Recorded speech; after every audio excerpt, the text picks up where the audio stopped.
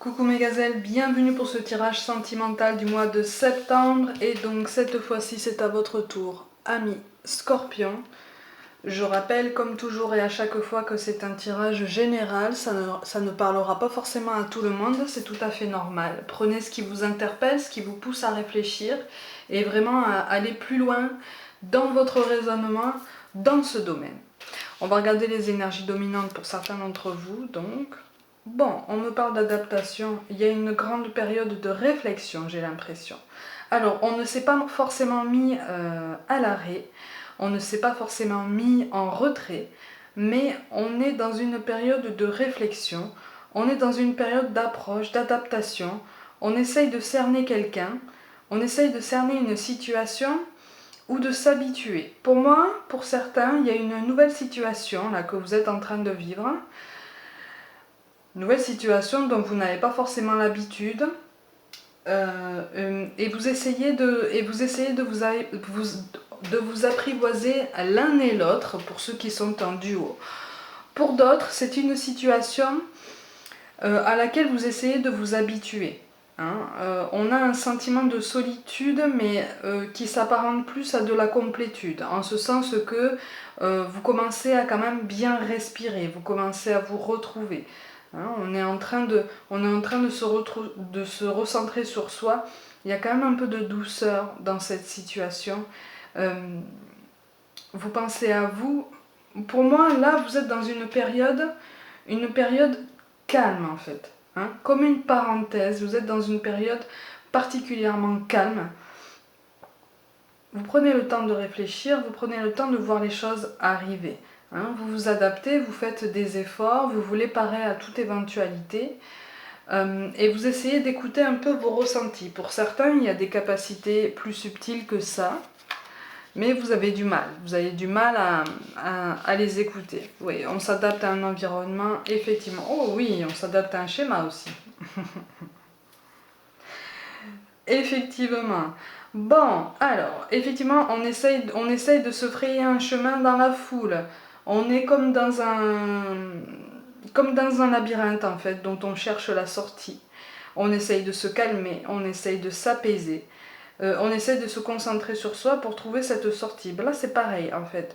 On voudrait avoir une vie sentimentale, qu'on soit seul ou accompagné, on voudrait avoir une vie sentimentale particulièrement tranquille, potentiellement discrète, apaisée, voilà, qui ne fait pas l'objet de commérages, de rumeurs, de ragots. Seulement,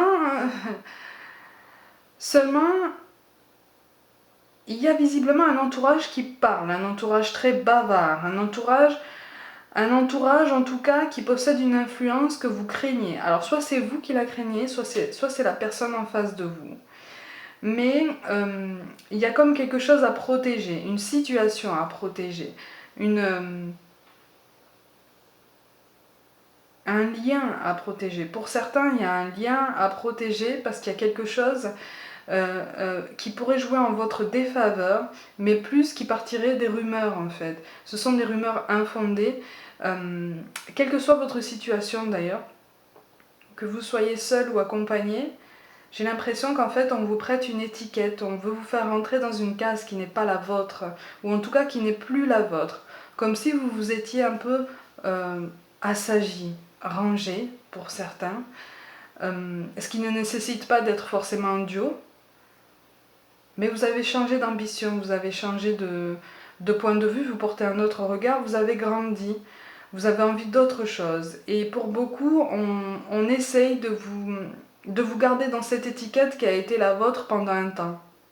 Voyez. Donc, pour beaucoup, je rappelle que c'est un tirage général, pour beaucoup, vous étiez vraiment dans la légèreté, dans les relations éphémères, dans quelque chose de très superficiel. Là, vous essayez de vous adapter à une nouvelle situation, une situation plus stable, plus apaisée, plus impliquée, mais on a une influence de l'extérieur. Et encore une fois, soit c'est vous qui avez peur de cette influence, soit c'est la personne en face de vous qui a peur de l'influence que ça peut avoir sur vous. En fait, comme si ça pouvait vous faire retomber dans ce genre de schéma, dans ce genre d'état d'esprit. Donc on est vraiment dans quelque chose d'assez précaire finalement. Et si ça n'est pas un sentiment de votre côté, c'est un sentiment en face. Oui, effectivement. Alors, on a une méfiance. On a une méfiance. Alors, soit c'est vous, soit c'est l'autre, mais on a une méfiance et on essaye de réfréner ses sentiments, on essaye de réfréner un engagement qu'on voudrait sincère, qu'on voudrait authentique. De toute façon, on voudrait être vrai en fait. On voudrait vraiment dire les choses. Mais pour certains, on n'est pas cru. On ne trouve pas d'oreilles attentives, on ne trouve pas de personnes fiables pour nous écouter.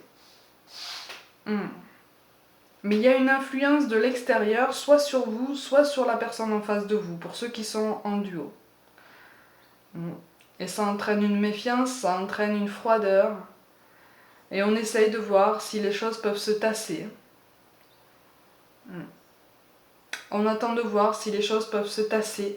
Je vais vous montrer quand même les cartes de synthèse, donc ce vers quoi vous allez potentiellement, en fonction des décisions que vous allez prendre en ce sens, je vais vous les expliquer. Elles sont toutes à l'envers.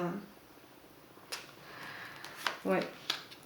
Il y a un refus de voir certaines choses. Il y a un refus d'admettre sa responsabilité.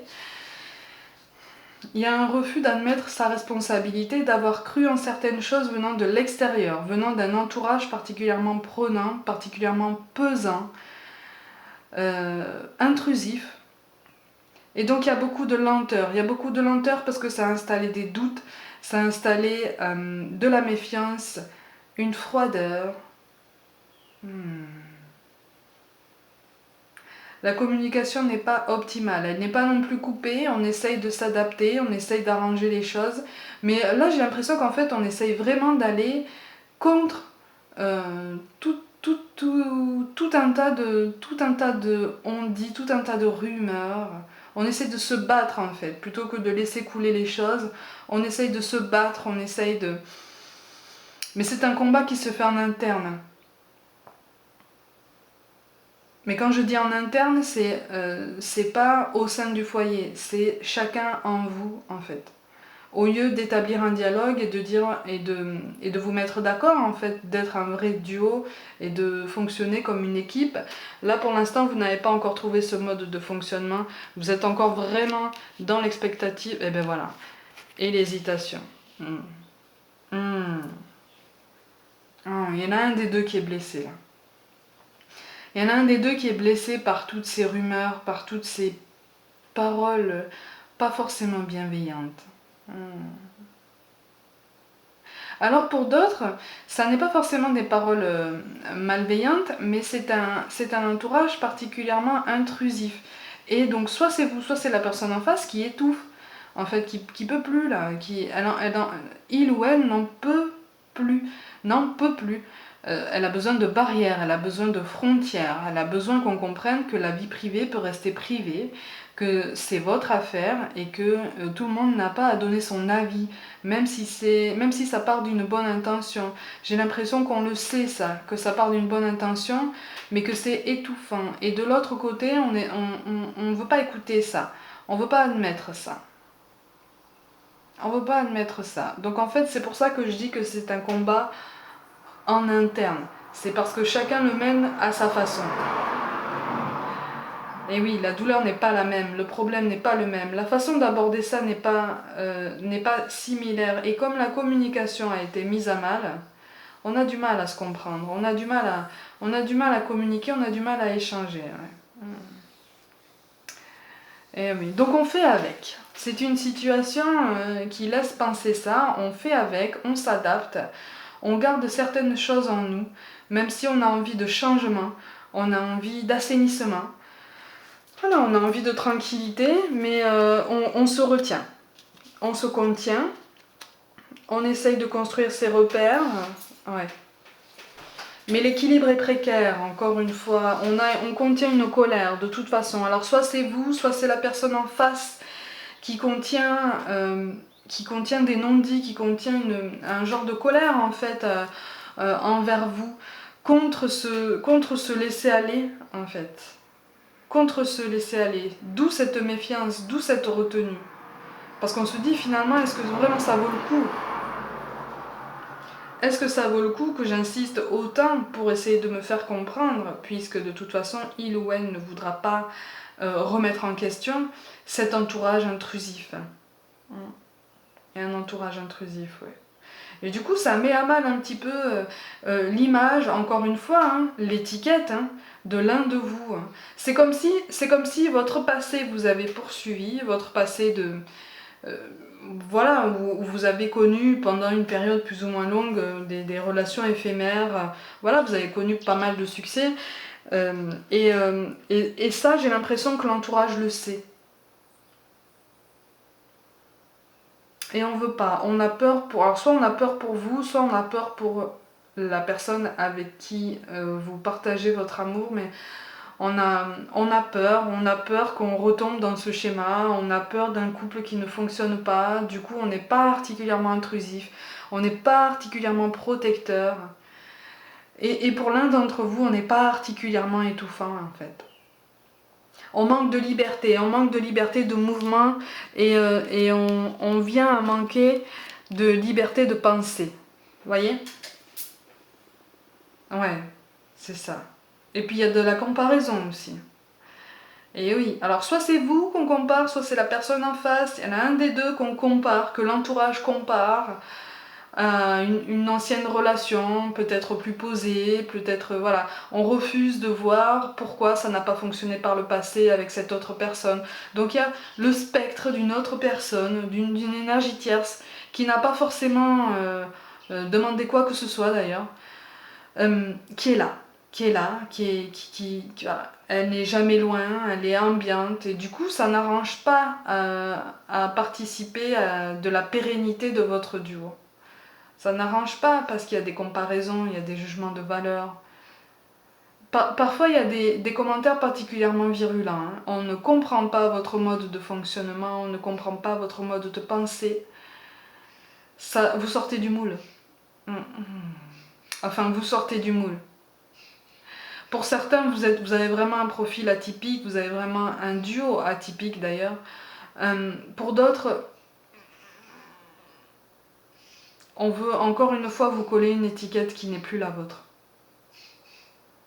Et c'est difficile, hein, c'est difficile à...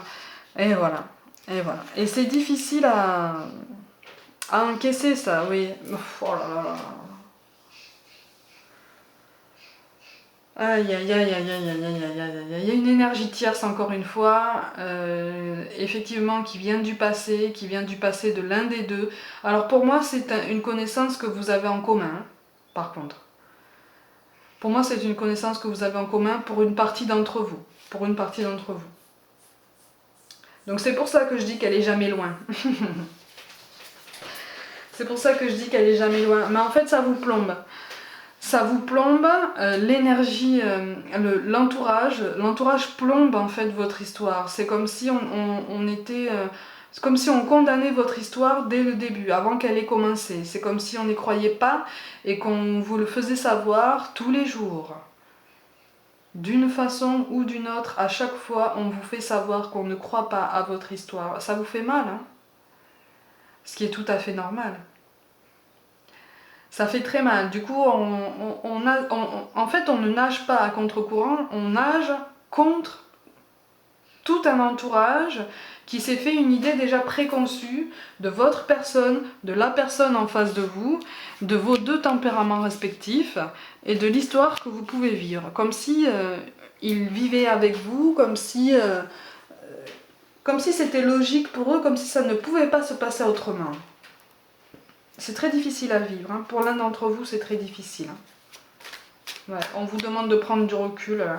Il y a un tri à faire. Là. Il y a un tri à faire dans votre entourage qui ne peut vous faire que du bien, visiblement. On vous demande aussi de comprendre pourquoi c'est cette personne en particulier qui est mise en exergue par le monde qui vous entoure. Oui, il y a un manque de liberté complet là. Il y a un manque de liberté de mouvement. Alors, le 8 d'épée et le 9 de coupe. Bon.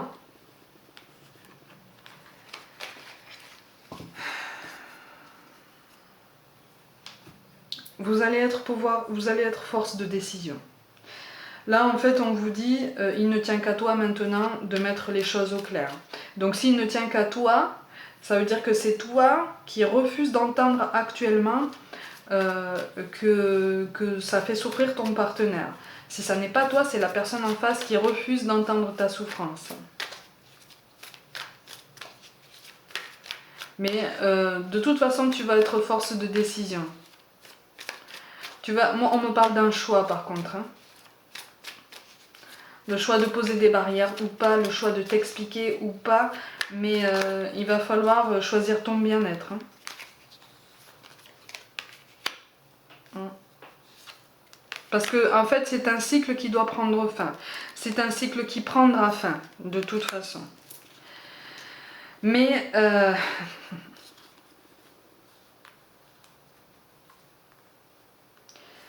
ça va demander du temps. Vous allez mettre du temps à vous faire comprendre, ça va être difficile, ça l'est déjà de toute façon. Ouais, il y a une très grande réflexion à ce sujet. C'est pour ça qu'on me dit on se met pas en retrait, mais on encaisse beaucoup, on réfléchit beaucoup. On a la carte de Neptune qui est tombée. Vous allez réfléchir. En fait, là, on te conseille d'analyser la situation avec le plus d'objectivité possible, le plus de recul possible. Oui, on te demande vraiment de regarder les gens en face et de commencer à faire un tri. De parler de ce tri à celui ou celle qui partage ta vie, ton cœur, et à vous mettre d'accord. Le dialogue risque d'être difficile, mais ça n'est pas impossible. Ça prendra du temps, mais ça vous fera grandir. Il y a une issue positive de toute façon qui est possible dans votre duo. Vous avez quand même de belles cartes qui tombent, mais vous êtes à la fin d'un cycle, en tout cas, vous êtes sur le point de briser un cycle, un cercle vicieux qui ne vous rend pas service. Ça ne vous protège pas, ça ne protège pas votre partenaire, ça ne protège pas votre duo, au contraire.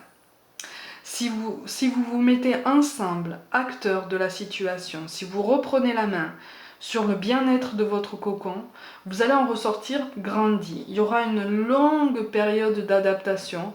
On aura du mal aussi à faire comprendre à l'entourage qui se voudrait bienveillant que tout cet investissement, toute cette implication, toute cette intrusion, vous la vivez mal. Hein, là, vous allez avoir du mal à le faire comprendre, mais c'est possible. D'accord ? C'est possible. Vous allez briser un cycle de toute façon qui va vous faire grandir, puisque ça va vous libérer. Déjà, ça va vous libérer de ce genre de spectre du passé qui semble rôder jamais loin, en fait. J'ai l'impression que c'est quelqu'un qui n'est jamais loin, mais pas forcément physiquement. C'est vraiment dans les propos de l'entourage. Voyez ? Ça va vous libérer de ça. Du coup, ça va vous enlever une souffrance commune, parce que indirectement, elle est quand même commune. Et ça va renforcer votre duo. C'est pour ça qu'on vous parle de bonté. Un geste tendre allume le pouvoir de l'amour. Rappelle-toi d'être bon envers toi-même.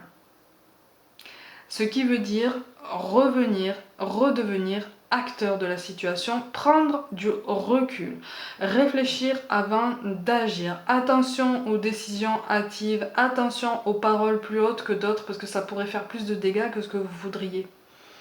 Donc là, on vous appelle à la tempérance, on vous appelle vraiment à l'équilibre, à réfléchir avant d'agir et à prendre plus de hauteur. C'est en prenant plus de hauteur que vous allez avoir plus de clairvoyance sur la situation.